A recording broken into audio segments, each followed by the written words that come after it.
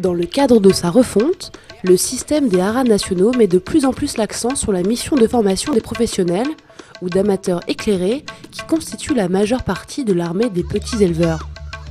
Avides de savoir, ces derniers ont profité du stage du 5 avril au Lion d'Angers dans le Maine-et-Loire sur le thème de la fin de gestation de la jument et du suivi du nouveau-né.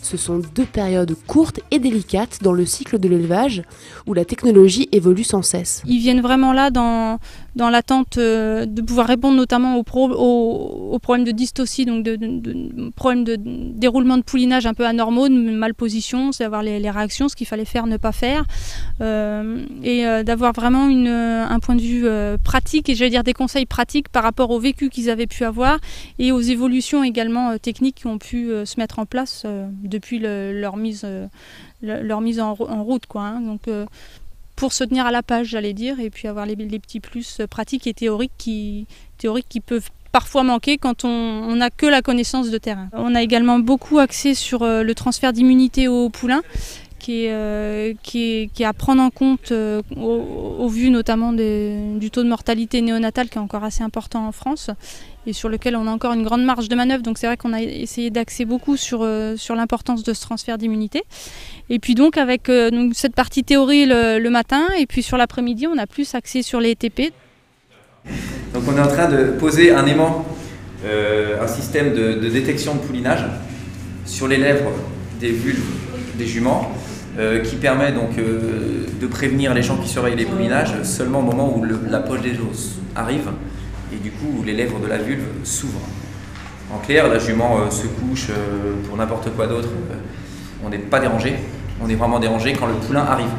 Ça n'enlève pas la surveillance humaine, mais ça évite un grand nombre de fausses alertes. Les stagiaires ont pu suivre en 2 groupes les travaux pratiques effectués par un vétérinaire et par une formatrice du haras du Pin. Juste avant et aussitôt le poulinage, le destin d'un poulain peut se jouer en quelques heures seulement. C'est un test qui permet de vérifier en fait la quantité d'anticorps circulant dans le sang du poulain, qui permet de vérifier que le transfert d'immunité s'est bien opéré au cours de l'absorption, en fait, entre la naissance et que l'absorption du colostrum s'est bien passée. Snapfall. Ça s'appelle effectivement le snapfall. Alors vous voyez, il est en train d'arriver là. Ah oui, d'accord. Du coup, je vais appuyer là. Jusqu'à présent, moi, mes poulinages sont bien passés, mais effectivement, il peut y avoir des problèmes et c'est bien de savoir quoi faire et à quel moment intervenir. J'ai en gros une moyenne de 4 poulinières, 4-5 poulinières, 4-5 poulinages par an. Donc j'en ai pas fait régulièrement non plus depuis 20 ans, mais on n'avait pas ces techniques-là de toute façon. Donc c'est bien de voir un petit peu ce qui se fait. Après, c'est une question de coût également, parce que bon, c'est vrai qu'après, rien ne vaut la surveillance de l'homme et de coucher dans le box à côté. La nature est souvent bien faite, mais tout l'intérêt de ce stage pour des éleveurs peu ou prou expérimentés est justement de prendre d'emblée et vite la bonne décision quand rien ne se passe comme prévu.